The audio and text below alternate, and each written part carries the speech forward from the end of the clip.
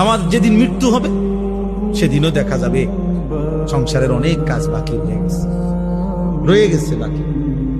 হয় চেয়ারের ফায়া ভাঙ্গা, জানালার ছিটকারি ভাঙ্গা, হ্যাঁ সোফাটার মধ্যে বার্নিশ করলে বালা ছিল, ফ্রিজের তলে দিয়া পানি ভরে,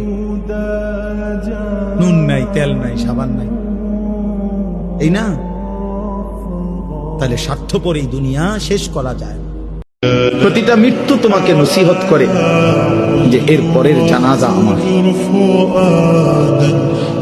এর পরের এলান হয়তো আমার, এর পরের ঘোষণা আমার। কবর প্রতিদিন ডাক দিয়ে বলে আনা বাইতুদ দুধ।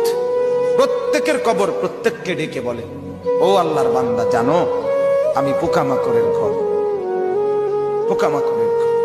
তুমি তো সেই বান্দা যে একটা মশা কানের পাশ দিয়ে উড়ে গেলে তোমার ঘুম বন্ধ হয়ে যায়।